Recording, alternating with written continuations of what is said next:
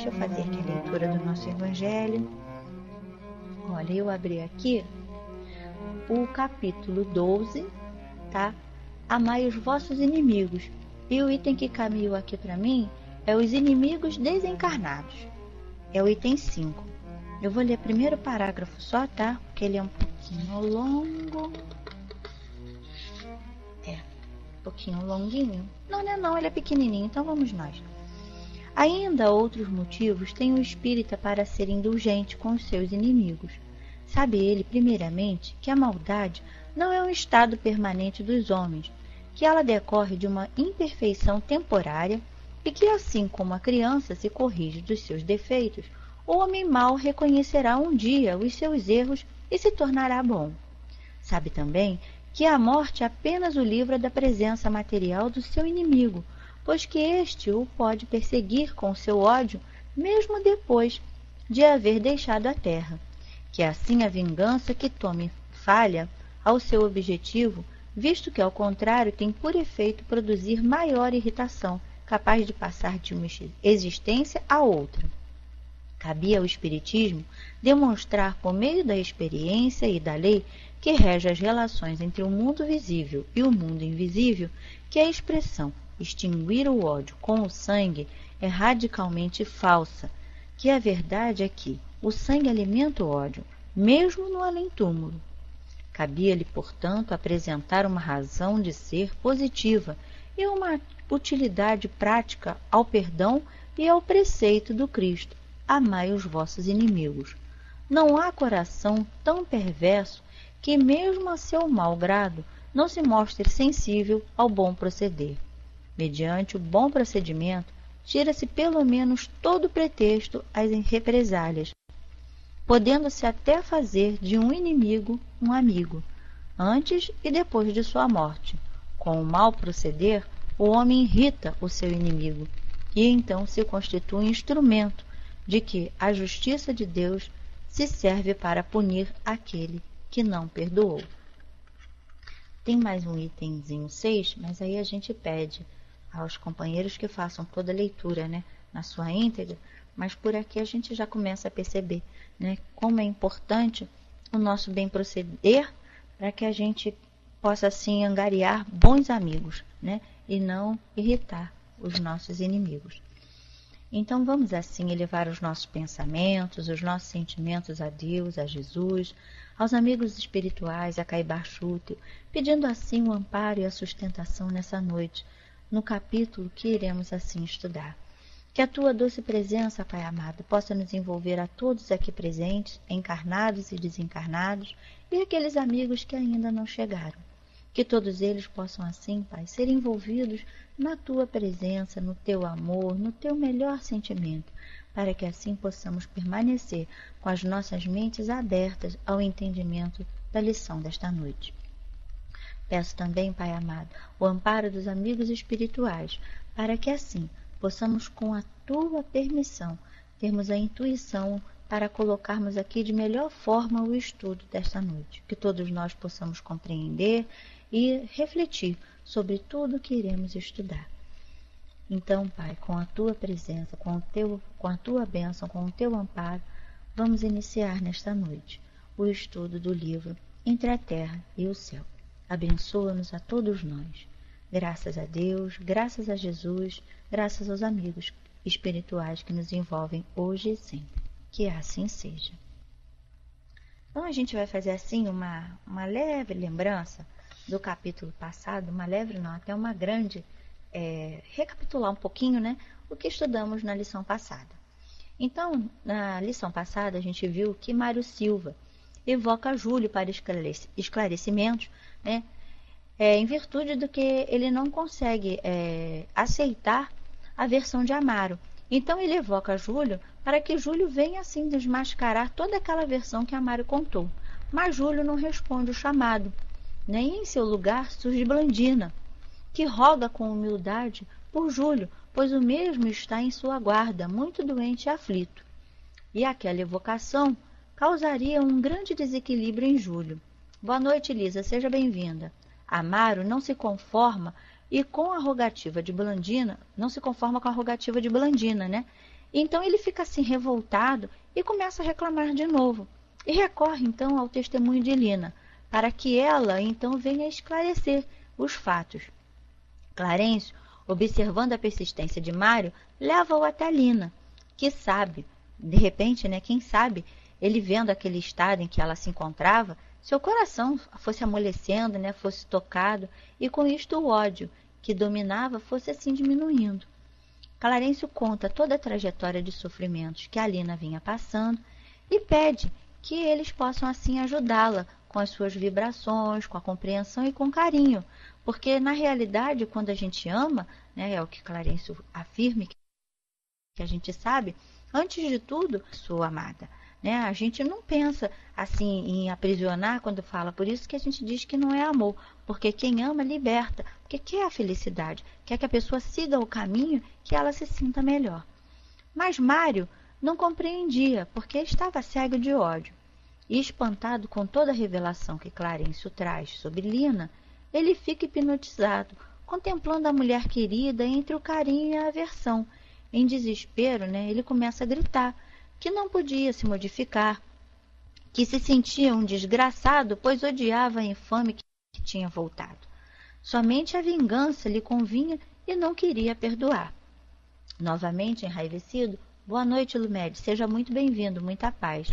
E inquieto, seu corpo espiritual fica rodeado de energias escuras que liberavam raios desagradáveis e perturbantes.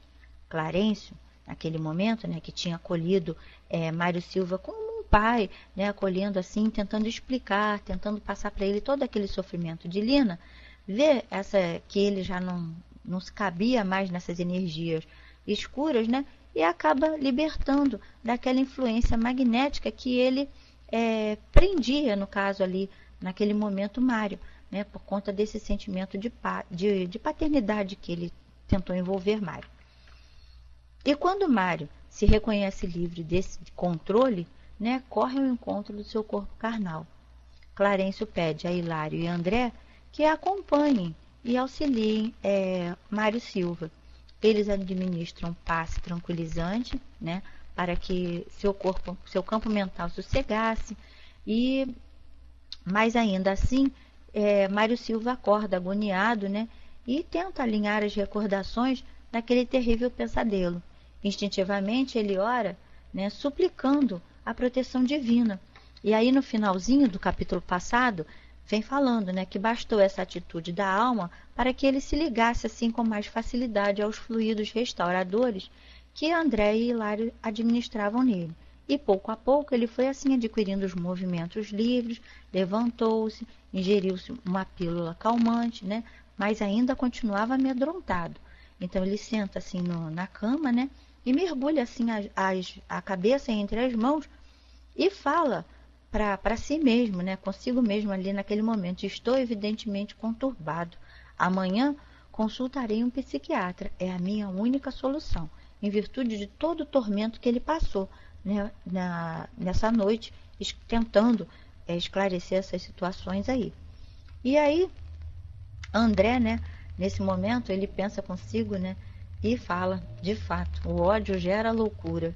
Quem se debate contra o bem cai nas garras da perturbação e da morte. Com semelhante raciocínio, afastei-me. Clarencio aguardávamos. Era preciso continuar na lição. Então, agora nós vamos iniciar a lição da noite de hoje, né, que é Conflitos da Alma, é o capítulo 20. E aí começa assim: voltando à residência de Amaro, ainda conseguimos observá-lo fora do veículo denso, quer dizer, fora do corpo carnal, em conversação com Odila, sob o amparo direto de nosso orientador. A primeira esposa do ferroviário, identificando o marido, provavelmente com o auxílio de Clarencio, abandona Zulmira por instantes e ajoelhara-se aos pés, rogando súplice: Amaro, expulsa, corre com esta mulher de nossa casa. Ela furtou a nossa paz, matou nosso filho, prejudica a Evelina, transtorna-te. Apontando a enferma, com um terrível olhar, acentuava: por que retém semelhante intrusa? Então, naquele momento, né, em que André e Hilário voltam ao encontro de Clarencio, eles chegam, né, na residência de Amaro. Porque se a gente lembrando que houve no capítulo passado, a gente observa que quando Mário Silva evoca Lina, eles estavam próximos ali. Então, Clarencio, né, e Blandina, Hilário e André vão até a casa de... Oh, meu pai, fugiu agora. Vão até a casa de Amaro, tá? E quando chegam lá, né, eles veem aquele quadro de Lina, né, que no caso é Zulmira, obsediada por Odila, que é a atual esposa de André. Desculpa, atual esposa de Amaro. Desculpa, tá, gente? E aí, seguindo mais um pouquinho. O interpelado, muito triste, esforçava-se por dirigir a atenção no rumo de nosso instrutor, mas talvez torturado pelo reencontro com a primeira mulher, mal-humorada e enfurecida, perdera a serenidade que lhe caracterizava habitualmente o semblante. Quer dizer, por conta daquela agitação, daquela perturbação. Boa noite, Alabelle, seja muito bem-vindo. Ele ficou ali, né, totalmente transtornado, né? Então, ele não conseguia se manter calmo, sereno, tranquilo. Enquanto junto de nós, versando os problemas de ordem moral que lhe absorviam a mente, sustentara a calma e invejável, com aristocrática penetração nos problemas da vida. Ali, perante a mulher que lhe dominava os sentimentos, revelava-se mais acessível ao desequilíbrio e à conturbação. Quer dizer, enquanto estava com ele, com Clarencio, envolvidos com Clarencio, com André, Hilário e tudo, ele se mantinha calmo. Mas diante da perturbação que Odila tinha e que ela lhe causava, né, ele se sentia assim facilmente desequilibrado e conturbado diante da presença dela. Mostrava-se interessado e não era difícil da gente compreender o porquê, né? Você imagina você ficar perto de uma pessoa totalmente calma, equilibrada, serena, e você do lado de uma totalmente transtornada, né, desequilibrada. Então a gente capta essas vibrações, essas energias, né? E isso mexe com a gente. E aí, seguindo mais um pouquinho. Também tem aquela questão, tá? Só fazendo uma ressalva. Mexe porque a gente também se encontra na mesma faixa, tá? Então, a gente observa aqui que Clarencio, que era o instrutor deles, né? O orientador, ele não se abalava em momento nenhum, porque era um espírito mais elevado. Em compensação, quando a gente mantém um nível de espírito ainda inferiores, que ainda somos nós, a gente capta essas energias e elas nos desequilibram com certeza, tá? Então, vamos seguir aqui. Mostrava-se interessado em responder às objurgatórias que ouvia, quer dizer, aquelas repreensões que ele estava ouvindo. Entretanto, extrema palidez fisionômica denunciava-lhe agora a inibidora emoção. Quer dizer, ele queria responder aquelas repreensões que Odila estava lhe fazendo, né? Mas ele estava tão assim... asmo com a situação, que ele não conseguia, ele se sentia ali tolhido. Situada entre Odila e Zulmira, parecia dividir-se entre o amor e a piedade. A genitora de Evelina prosseguia gritando com inflexão enternecedora. No entanto, imóvel, o marido assemelhava-se a uma estátua viva, de dúvida e sofrimento. Quer dizer, ele estava ali mesmo em choque, paralisado, né? Esperava que o nosso orientador, ao acontecera minutos antes com o ferroviário, aí a gente vai lembrar, né, que naquele momento Mário Silva começa a fazer confusão entre Esteves e tudo, e Clarencio vai e traz a mente dele, direciona a mente dele, né, para o que naquele momento se fazia ali, que ele estava misturando ainda histórias ainda mais distantes, né? Então, Clarencio conduz o pensamento ali de Esteves naquele momento, né? Para que de Amaro, para que ele reconheça aquela situação toda. E aí segue mais um pouquinho.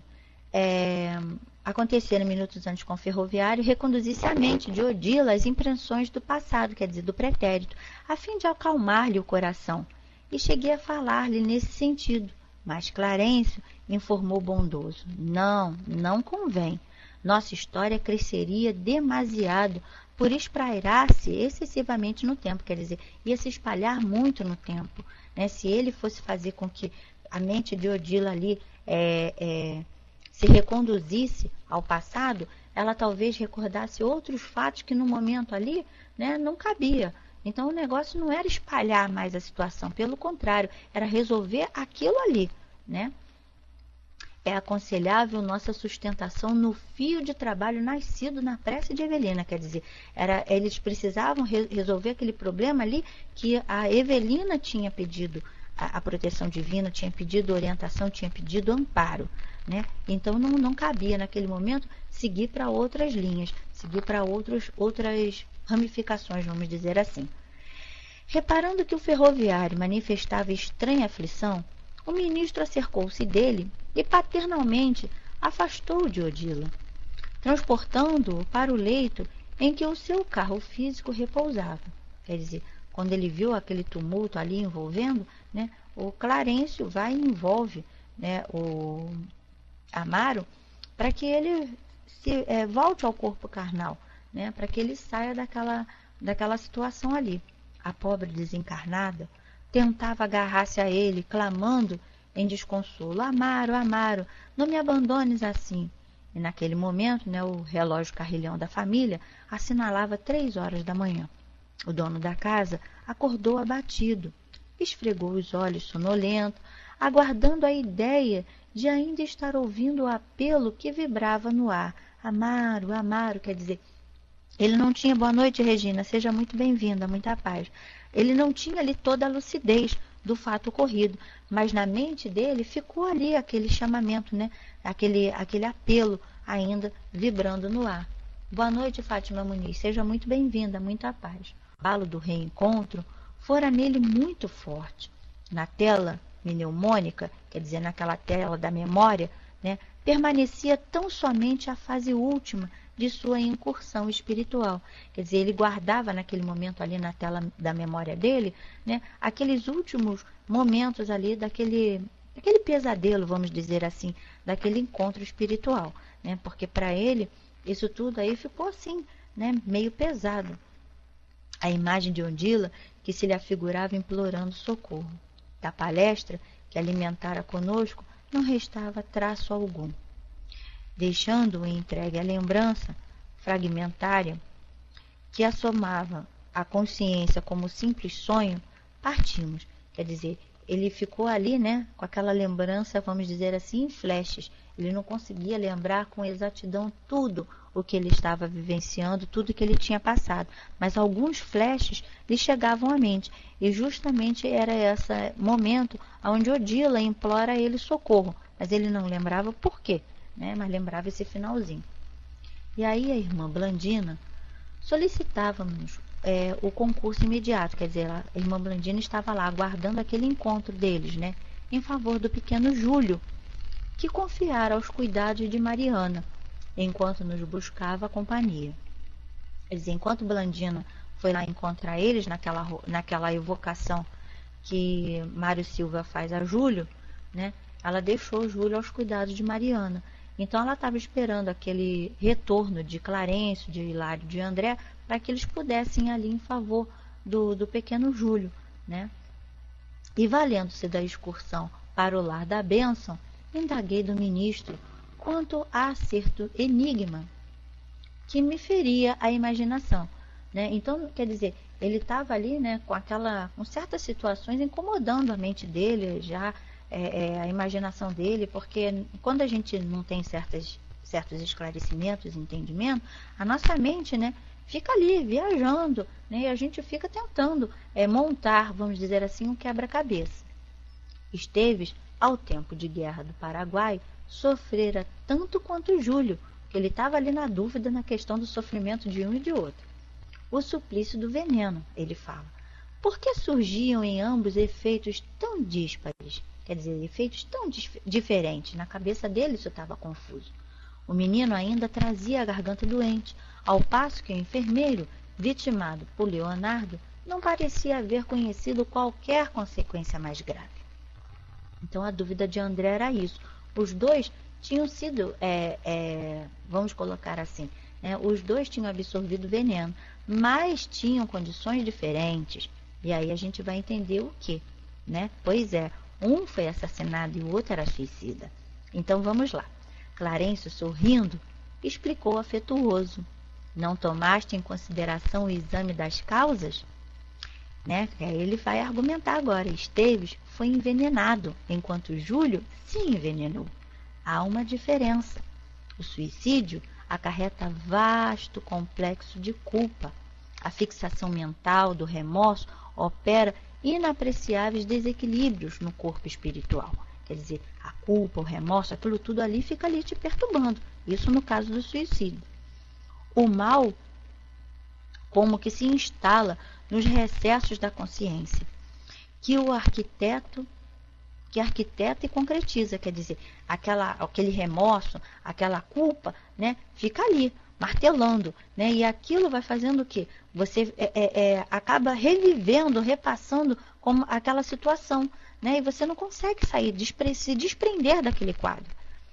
Agora, aí ele fala: vimos Leonardo Pires com a imagem de Esteves, atormentando-lhe a imaginação, e observamos Júlio, enfermo até agora, em consequência de erros deliberados, aos quais se entregou há quase 80 anos. Quer dizer, Júlio estava nesse processo, né, de ficar revivendo, se culpando, se martirizando há 80 anos. 80 anos. O pensamento que desencadeia o mal encarcera-se nos resultados dele. Quer dizer, aprisiona-se. A gente fica ali preso naquela culpa, naquele remorso. Porque sofre fatalmente os choques do retorno no veículo em que se manifesta, né? Boa noite, borboleta. Seja muito bem-vinda, muita paz. E à frente das silenciosas reflexões que me absorviam, acrescentou: é natural que assim seja. Quer dizer, então a gente observa ali, né, voltando aqui um pedacinho, aquele pensamento fica ali, você fica aprisionado naquilo. É como se aquela questão, você fica revivendo aquela situação, né? Porque a nossa consciência, ela nos cobra, ainda mais atos que nós cometemos. No caso aqui, nessa comparação, quando o André fica ali com a mentezinha dele, tentando, né, viajando ali na sua imaginação, tentando entender por qual a diferença entre Esteves e Júlio, se os dois tinham absorvido veneno, e Clarencio explica, só que um foi envenenamento e o outro foi suicídio.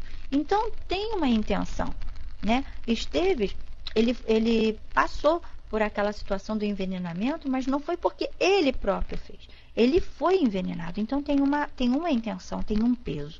Agora, Júlio, ele retirou a vida dele, né? Então tem um outro agravante. Pois é, Lisa, é essa questão aí, atenuante e agravante do fato, né? Então, é levado em consideração que ele foi envenenado. Agora, já o outro não.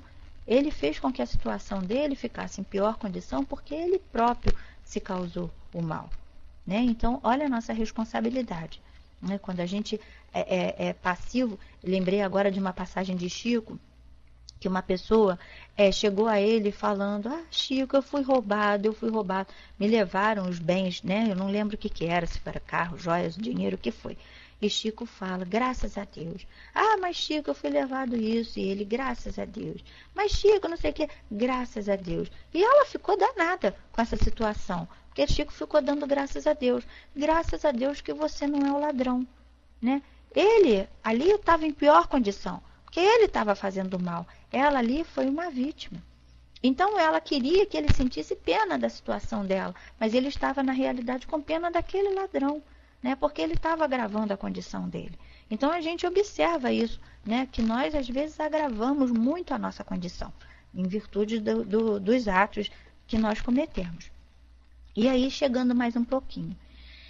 E à frente das silenciosas reflexões que me absorviam, acrescentou: é natural que assim seja. Atingíramos a graciosa residência de Blandina. Entramos. O choro de Júlio infundia compaixão. Quer dizer, o choro dele era de despertar naquele momento ali a compaixão, né? Desespero que ele devia se encontrar.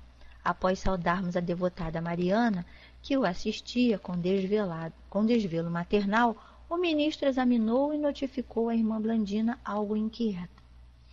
Estejamos tranquilos. Espero conduzi-lo à reencarnação em breves dias. Sim, essa providência não deve tardar, considerou nossa amiga atenciosa. Então a gente observa, né, que no caso ali de Júlio, a oportunidade para ele, né, de aprendizado já não era mais permanecer ali em espírito, era a oportunidade da reencarnação, para que ele tivesse assim condição de sair desse quadro em que ele se encontrava. Então olha a bênção da reencarnação aí para a gente compreender. Assinalando-nos de certo a curiosidade, de vez que também percebi Hilário interessado em adquirir informações e conhecimentos em torno dos problemas que anotávamos de perto. O instrutor convidou-nos a observar a infortunada criança comunicando. Quer dizer, naquele momento ali, tanto Hilário como André, né, estavam aproveitando a oportunidade, porque é como se fossem assim, estagiários ali, né, passando por aquela situação toda e tirando o aprendizado para eles. E aí Clarencio vai esclarecer. Como não desconhece, o nosso corpo de matéria rarefeita está intimamente regido por 7 centros de força, quer dizer, o nosso perispírito, aquele corpo de matéria leve, matéria delicada, ele tem 7 centros de forças que se conjugam nas ramificações dos plexos, quer dizer, que eles vão se assim se ligando, né, como se fossem raminhos, né, de acordo com esses pontos. Eles são distribuídos nos plexos, quer dizer, naqueles pontos dos chakras, né? E aí a gente vai ver que tem o centro coronário, né? E nós vamos chegar lá. Então, eles são ramificados entre eles, né? Eles se interligam, vamos colocar assim. E vem falando assim, as ramificações dos plexos, e que vibrando em sintonia uns com os outros, no influxo, quer dizer, na influência do poder diretriz da mente, estabelecem para nosso uso um veículo de células elétricas que podemos definir como sendo um campo eletromagnético, no qual o pensamento vibra em circuito fechado. Então a gente observa aqui que é o poder do pensamento, né, que faz com que essas ramificações que estão ligadas uns aos outros nesses pontos de força, nesses centros de força, né, eles se comuniquem um com o outro, né? Então a gente vê que quando nós estamos com esses centros de forças equilibrados, nós vamos ver um pouquinho mais lá para frente, mas só para a gente poder entender melhor, a gente tem uma harmonia no nosso corpo físico e no nosso corpo espiritual. Mas quando esses pontos, esses centros de forças estão desequilibrados, né, eles desequilibram o nosso corpo espiritual e vêm causar, né, uma doença no nosso corpo material, né? Então a gente vê que está tudo ligadinho. E olha como é importante a gente manter eles, nem que sejam um pouquinho equilibrados, por conta do nosso pensamento. Por isso que a gente fala que o pensamento tem força, e muita força. E nem a ciência ainda conseguiu, né, avaliar toda essa nossa caixinha aqui, ó, do cérebro, né, avaliar essa força que nós temos na mente. Não há saúde física que sustente. Pois é, Nilbert. Quando está em desequilíbrio, não tem mesmo, meu amigo. Ele tem que estar em equilíbrio espiritual para refletir no corpo físico, né? A gente precisa desse equilíbrio dos plexos, dos campos de força, uns chamamos de chakra. Bom, é isso aí, né? Esses campos que concentram assim o equilíbrio, né, do nosso corpo espiritual e reflete no corpo físico, no corpo carnal. E aí, vamos seguir mais um pouquinho. Nossa posição mental determina o peso específico do nosso envoltório espiritual. Consequentemente, o habitat que lhe compete. Aí a gente vai lá lembrar, né, quando a gente vê Mário, lembra que a gente vê que Clarencio envolve Mário Silva como um pai, lá no capítulo anterior, né? E naquele momento em que ele vai envolver Mário Silva, ele segura ali, ele contém aquelas energias, né? Mas só que Mário Silva não compreende todas as explicações que lhe chegam, ele está revoltado, está cheio de ódio dentro dele, e ele acaba se deixando envolver por aquelas energias cinzas escuras, né? Aquelas energias negativas. E naquele momento, isso aí é quando fala, muda o nosso envoltório espiritual. são essas energias. De acordo com o que sentimos, tá? Nós vamos transformando essas energias, esse campo vibratório que nos envolve. Aí vamos lá, para a gente poder entender um pouquinho, né? Nossa posição mental determina o peso específico do nosso envoltório espiritual e, consequentemente, o habitat que lhe compete. Mero problema de padrão vibratório. Cada qual de nós respira em determinado tipo de onda. Quanto mais primitiva se revela as condições da mente, mais fraco é o influxo vibratório, quer dizer, mais fraco é a influência vibratória do pensamento, induzindo a compulsória aglutinação do ser às regiões da consciência embrionária ou torturada. Quer dizer, naquele momento, né, a pessoa é, como se diz assim, aprisionada naquela situação que começou. Quando eu falo embrionário, é porque gerou aquilo, né? Então a gente fica ali aprisionado, unido, quer dizer, quando ele fala que compulsória aglutinação, quer dizer, aquela situação que te aprisiona, né? Que une aquilo tudo ali. E a gente se aprisiona, não é a questão do peso, quando fala assim, peso na consciência, vamos dizer assim, né? Boa noite, Adriana, seja muito bem-vinda, muita paz. E aí fala, onde se reúnem as vidas inferiores que lhes são afins. O crescimento do influxo mental no veículo eletromagnético em que nos movemos, após abandonar o corpo terrestre, está na medida da experiência adquirida e arquivada em nosso próprio espírito. Lembra que a gente fala daquela questão que nós vamos arquivando, guardando as nossas bagagens? Então, é isso aí, né? De acordo com o nosso pensamento, com a influência do nosso pensamento, a gente vai fazendo com que essas energias que nos envolvem, né, elas marquem positivamente ou negativamente o nosso perispírito, tá? Atentos a semelhante realidade, é fácil compreender que sublimamos ou desequilibramos o delicado agente de nossas manifestações, conforme o tipo de pensamento que nos flui na vida íntima. Não é o que a gente falou agora mesmo? A gente vai, né? A gente, de acordo com o nosso pensamento, de acordo com o que nós estamos pensando, a gente pode elevar ou a gente pode desequilibrar esse nosso corpo espiritual, né? Tudo por conta do nosso pensamento, que a gente pensa assim, é pouca coisa, não é não, gente. É muita coisa. É muita coisa. Quanto mais nos avizinhamos na esfera animal, maior é a condensação obscurecente de nossa organização. Quer dizer, quanto mais a gente tem sentimentos animalizados, negativos, pesados, mais a gente vai condensando, a gente vai escurecendo, né? Vamos dizer assim, pesando essa nossa organização. E quanto mais nos elevamos ao preço do esforço próprio, no rumo das gloriosas construções do espírito, maior é a sutileza do nosso envoltório. Então, quer dizer, quanto mais nós nos esforçamos, né, em nos elevar, em sair daquela condição de pensamento negativo, de sentimento negativo, né? Elô, como caracterizamos esses pensamentos na esfera animalizada? É justamente isso, Nilbert, que eu estava falando aqui. É quando a gente tem o sentimento do ódio, né, da revolta, da inveja, todos esses sentimentos negativos, né, é justamente essa esfera animalizada. Porque quando a gente entra na esfera elevada, não há esse sentimento. É amor.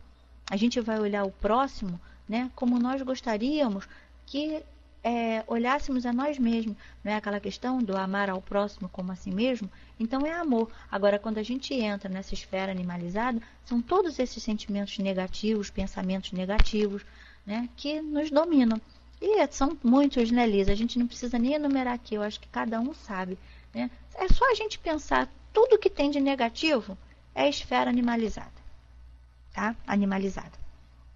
E sublime é amor, né? Elevado é amor, gente. É amor, caridade, respeito ao próximo, compaixão, são sentimentos sublimes, né? E negativo a gente não precisa nem citar aqui, porque a gente já conhece de cor e salteado, né? Porque a gente, infelizmente, ainda carrega muito, né? E os dois principais é o orgulho e o egoísmo. E as ramificações que deles decorrem a gente já sabe, né? Boa noite, Andy, seja muito bem-vindo. E aí, vamos lá. Onde eu parei?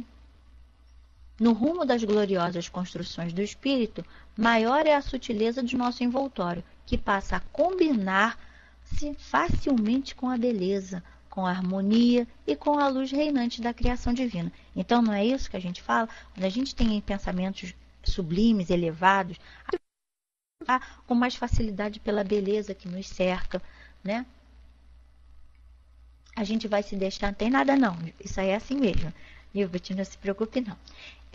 A gente vai se deixar levar, a gente vai apreciar as coisas belas. A gente observa, gente, só um itemzinho aqui para a gente refletir, que quando a gente está muito, vamos colocar assim, muito pesado, vamos colocar muito negativo, cheio de energias negativas dentro de nós, pensamentos assim ruins, a gente não tem olhos para apreciar uma beleza, um pássaro que voa, um céu azul, um céu estrelado, uma flor. A gente não consegue, a gente está tão negativo, a gente está tão fechado que a gente não consegue apreciar beleza em nada. A gente não se sente harmonizado, né? A gente não vê, a gente não observa toda essa criação divina que nos cerca. A gente fica mesmo, como se diz, cego, né? Se deixa levar pelo ódio. Mas quando a gente está mais equilibrado, como se diz assim, de bem com a vida, nossa, o céu está mais azul, né? O ar está uma beleza, as flores estão mais coloridas, mais cheirosas, não é assim? Mas quando a gente não está de bem com a vida, nossa, tudo está negativo, né? Tudo está escuro, nada está bonito, nada presta, não é assim? Então vamos lá. Ouvíamos as preciosas explicações enlevadas, mas Clarencio, reparando que não nos cabia fugir do quadro ambiente, voltou-se para a garganta enferma de Júlia e continuou. Não nos afastemos das observações práticas para estudar com clareza os conflitos da alma. Tal seja a viciação do pensamento, tal será a desarmonia no centro de força que rege em nosso corpo a essa ou aquela classe de influxos mentais. Então a gente observa, né, que de acordo com a viciação do nosso pensamento, cada um sabe o seu, né? Um tem um pensamento mais para isso, outro tem um pensamento mais para aquilo, a gente pode ir desarmonizando os nossos centros de força por conta dessas influências mentais. Então, por isso que a gente, quando a orientação que a gente tem é vigiar e orar e vigiar, eu me perco na ordem, mas a gente leva aqui para a questão da ordem do fator não altera o produto, né? O importante é estar atento a esses dois itens, vigiar e orar. Vigiar o que estamos pensando, o que estamos sentindo, né? O que estamos falando, e orar é manter aquela ligação com o alto sempre, né? Então, isso é muito importante, para que nós não nos deixemos levar por essas influências, porque elas chegam de maneiras assim sutis que a gente nem percebe, né? Orar e você faz o pedido, vigiar para que você ofereça condições do pedido ser atendido. Pois é, Nilbert, né? Eu sempre faço confusão nessa ordem aí, mas eu não sei se tem tanta importância a ordem. Eu acho que tem importância a gente ficar vigilante e manter o pensamento, a mente em oração sempre, né? Para que a gente sempre tenha força e não se deixar levar por qualquer pensamento, às vezes bobo, que nos chega à mente. Então vamos lá, pensamento e sentimento, né?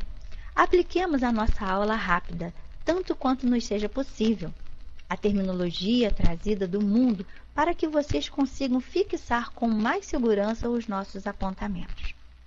Aí ele vai falar. Analisando a fisiologia do perispírito, classifiquemos os seus centros de força, aproveitando a lembrança das regiões mais importantes do corpo terrestre.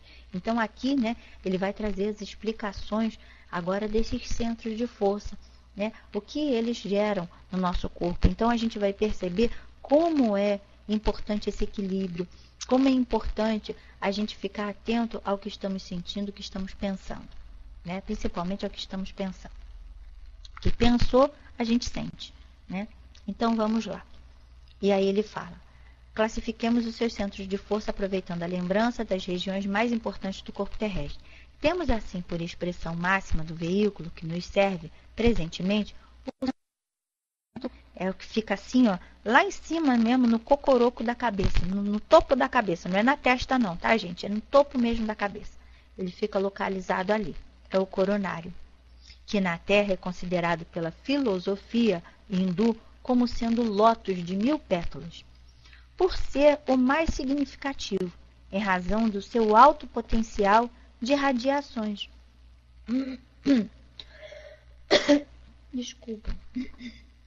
De vez que nele assenta a ligação com a mente, fulgurante sede da consciência. Esse centro recebe em primeiro lugar os estímulos do espírito. Então a gente observa, né, que esse centro coronário ele está diretamente ligado aos estímulos do espírito, né?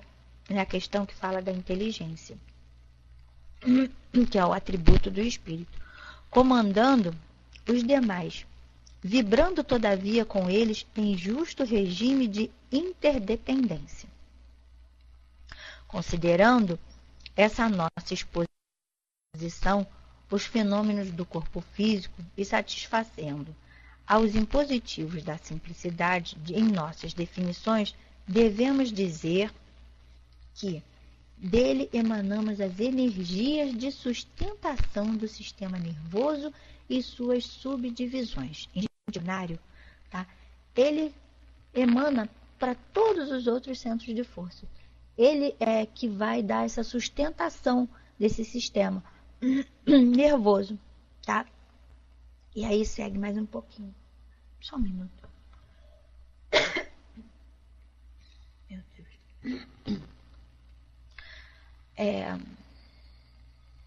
Gente, desculpa, tá? Isso aí é uma rinite por conta desse clima seco que a gente está passando. Conforme a gente vou falando, eu sinto que a voz vai ficando cada vez mais seca. Mas vamos lá, rezar para vir uma chuvinha, né? Para equilibrar um pouco a umidade. Então, sendo responsável pela alimentação das células do pensamento, ele é o provedor de todos os recursos eletromagnéticos indispensáveis à estabilidade orgânica. É por isso o grande assimilador de energias solares e dos raios da espiritualidade superior, capazes de favorecer a sublimação da alma. Então a gente observa, né, que o centro coronário, ele é o provedor, é ele que gera, né, que leva os recursos eletromagnéticos indispensáveis, né, a essa estabilidade orgânica. É ele que vai levar, como a gente falou, ramificações, né, um interligado ao outro por filamentozinhos fininhos mesmo, né?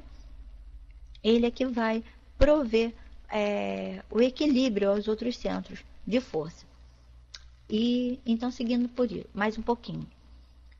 Logo após anotamos o centro cerebral, contíguo ao centro coronário.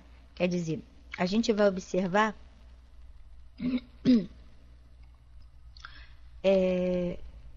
que logo abaixo, né, notamos o centro cerebral que está assim ligado, né, ao coronário, que ordena as percepções de variada espécie. Percepções essas que na vestimenta carnal constituem a visão, a audição, o tato e a vasta rede de processos da inteligência que dizem respeito à palavra, à cultura, à arte, ao saber. Então a gente observa, né, ele vem falando que é no centro cerebral que possuímos o comando do núcleo endócrino, referente aos poderes psíquicos. Então, essa parte endócrina é aonde a gente observa que está ligado ali os comandos elétricos. Aí, nesse centro, né, que ele fala que é o centro cerebral, é onde a gente observa toda essa parte, gente. Vamos dizer assim, o centro elétrico mesmo do nosso corpo. A parte nervosa, vamos colocar assim, né, que vai emanar esses sentidos para a gente ter essas percepções, como ele vem falando aqui, da arte, né, do tato, da audição, da visão, tá? Essa parte aí para a gente poder entender.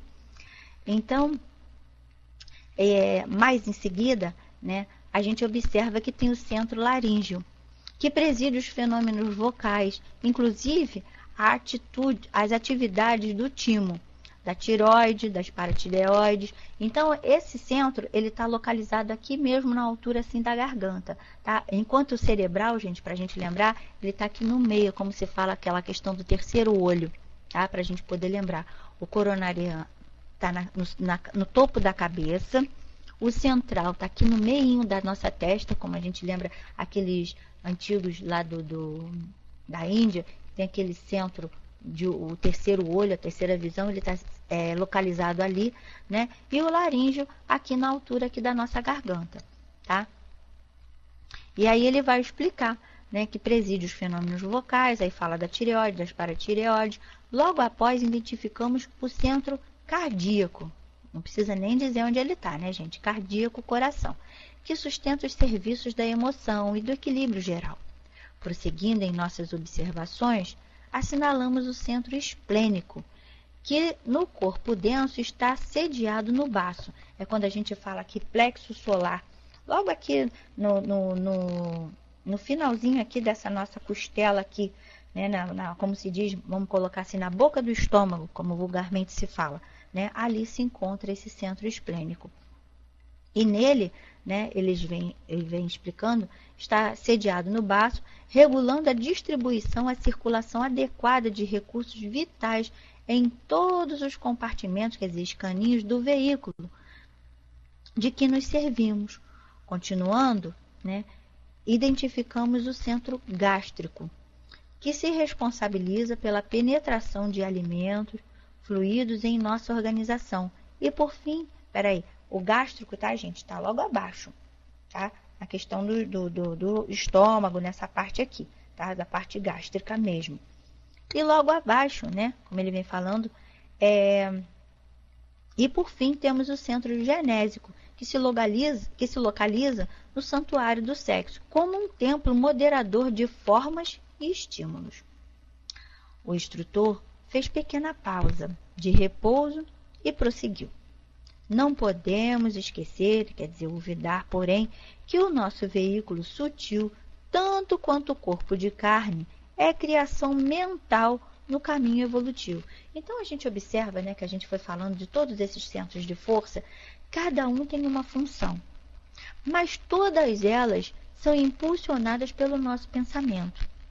A gente observa, né, que o pensamento, quando está equilibrado, harmonizado, a gente tem esses centros, né, gerando num sentido harmônico, né, aquele sentido, vamos dizer assim, do relógio, em harmonia, eles ficam ali. Mas, conforme nós estamos em desequilíbrio, eles têm uma rotação diferente, tá? E isso faz com que o nosso corpo físico acabe ficando desequilibrado, porque desequilibra lá, desequilibrou aqui. Então é onde a gente fala assim, tem que harmonizar, né? Tem que equilibrar os sentimentos, equilibrar o pensamento, equilibrar esses centros de força, para que tudo possa voltar ao sentido normal, através dos passos. É onde a gente vê o antigo tratamento de cura, né? Que hoje a gente vê que é o tratamento espiritual, porque quando a gente fala tratamento de cura, que a gente está prometendo a cura, e a gente observa que em muitos casos a cura não se dá, mas é aquela questão que a gente lembra de Jesus, a tua fé te curou, né? Então tudo é questão do merecimento. Então a gente observa hoje o tratamento espiritual, porque é justamente onde a gente vai tentar equilibrar esses centros de forças, para que nós possamos assim ter o equilíbrio no corpo físico e no corpo espiritual. Porque equilibrando eles, equilibra tudo, gente, né? A cura está em nós mesmos. Agora, a gente tenta equilibrar, a gente dá o passe, né? A gente vai lá para o tratamento espiritual.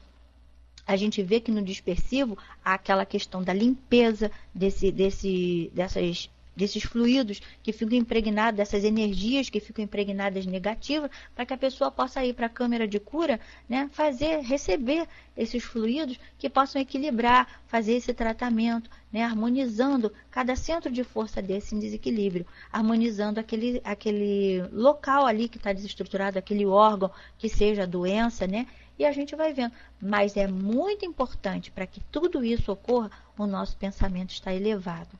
É muito importante que o nosso pensamento esteja ali otimista, que nós estejamos ali com fé, né, convictos daquele tratamento que está sendo feito, porque aí as coisas atuam, né, as energias vão começar a atuar e vai surtir efeito. A gente lembra, eu não sei se foi aqui, não é aqui não, foi no capítulo passado que a gente estudou, quer ver um trechinho que vem falando isso, para a gente observar como é importante a fé, que bastou ali, Hilário estava no momento,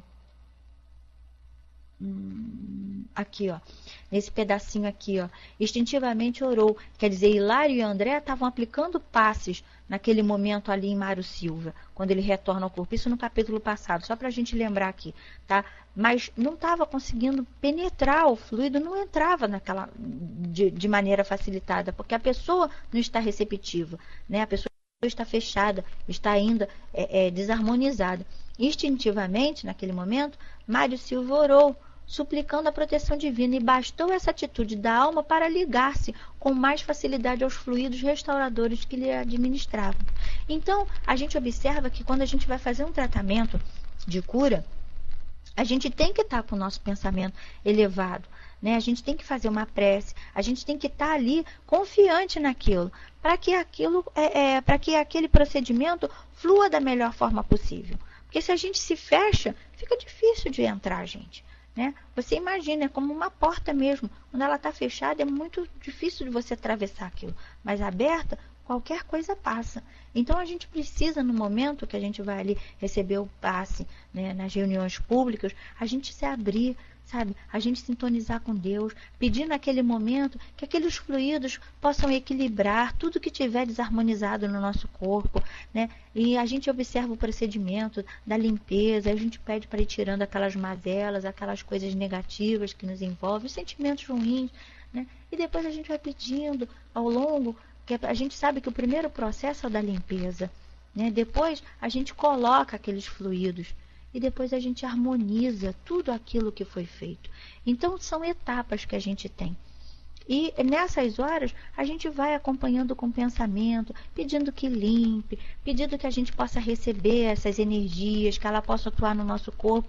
E ao final, a gente peça a Deus para harmonizar tudo aquilo que está desarmonizado. É como se a gente arrumasse a nossa casa espiritual e a nossa casa física.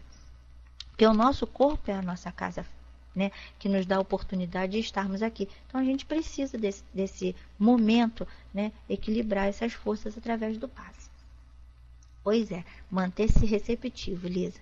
Então vamos lá.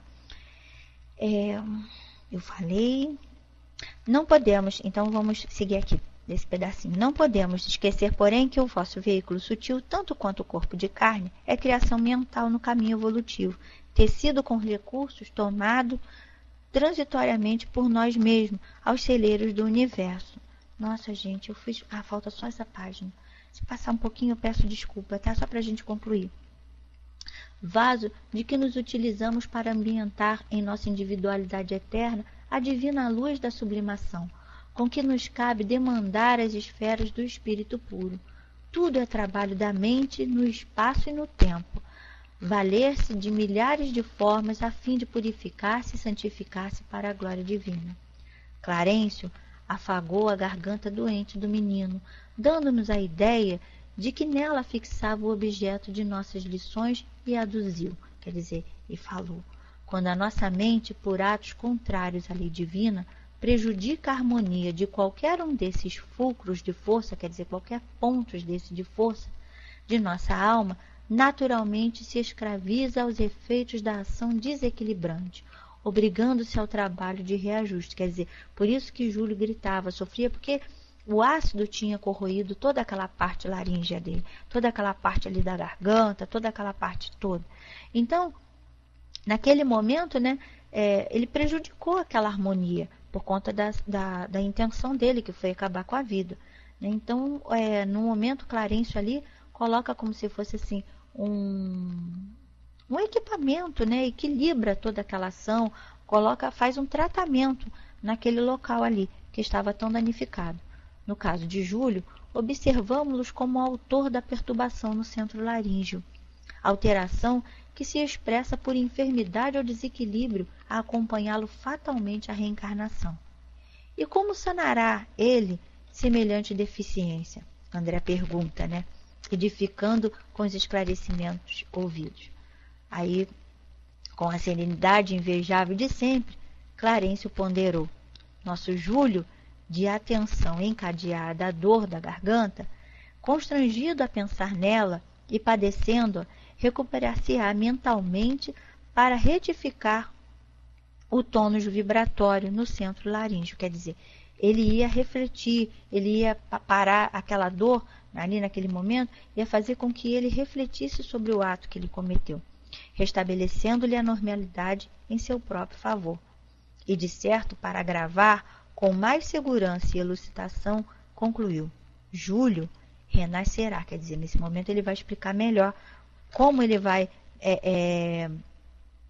sanar essa deficiência que ele próprio adquiriu ali naquele centro, né, o centro laríngeo. Júlio renascerá num equipamento fisiológico deficitário, que de algum modo lhe retratará a região lesada a que nos reportamos. Sofrerá intensamente do órgão vocal, que sem dúvida se caracterizará por fraca resistência aos assaltos microbianos, e em virtude de o nosso amigo haver menosprezado a bênção do corpo físico, será defrontado por lutas terríveis, nas quais aprenderá a valorizá-lo. Então, olha como é importante a gente valorizar esse nosso corpo físico, gente. Né? A gente observa aqui que ele se suicidou através de um veneno. Né? Mas, às vezes, a gente tem pequenos vícios, né, que, com certeza, a gente não é aquele suicida direto, mas é indireto. Né? A questão do vício do fumo, do excesso de comida e tantos outros aí que a gente sabe.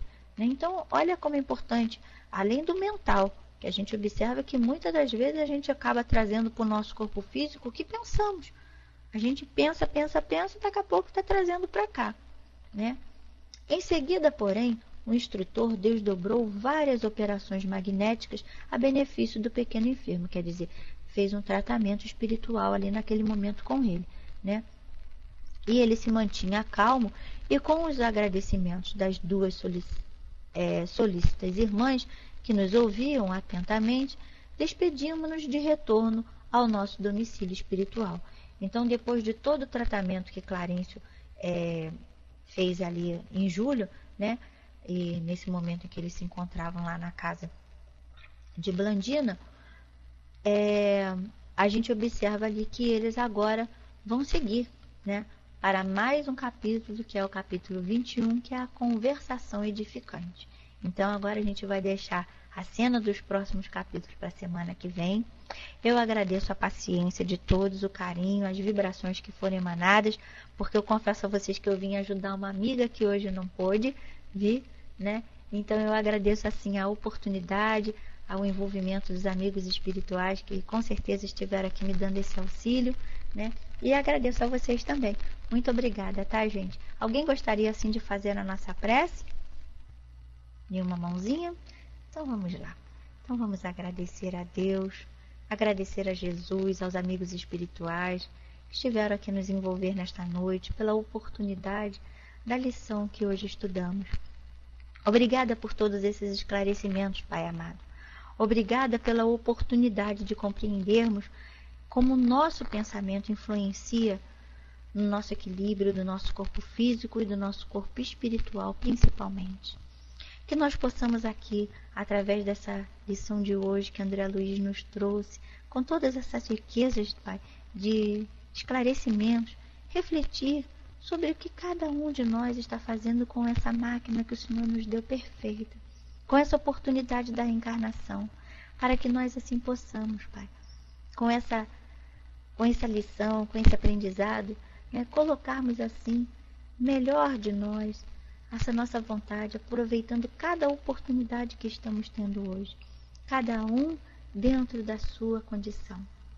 Que nós possamos ter o melhor aproveitamento, que a tua doce presença possa assim nos envolver, e agradecidos a André Luiz, agradecidos a Hilário, a Clarencio, a todos esses espíritos, Blandina, enfim, Pai, a todos esses espíritos amigos que nos trazem assim as experiências vividas nas esferas espirituais, para que nós aqui possamos caminhar da melhor forma, refletindo sempre sobre tudo que eles nos trazem. Te pedimos, então, a tua permissão para encerrarmos nessa noite esse estudo do livro Entre a Terra e o Céu. Que as tuas bênçãos possam nos acompanhar, Pai, agora. Nesse momento em que iremos, assim, descansar o nosso corpo físico, mas com certeza que o nosso corpo espiritual possa, sim, se encontrar nas esferas espirituais para mais esclarecimento, para mais entendimento, e que nós possamos fixar na nossa tela mental as melhores vibrações, os melhores esclarecimentos para o nosso bem caminhar. Que a tua paz nos envolva, e encerramos assim com a tua bênção e amparo o estudo dessa noite. Abençoa-nos sempre, Pai amado. Abençoa os amigos que não puderam estar presentes. Abençoa essa nossa equipe Espiritismo.net. Que assim seja, graças a Deus, graças a Jesus, graças aos amigos espirituais.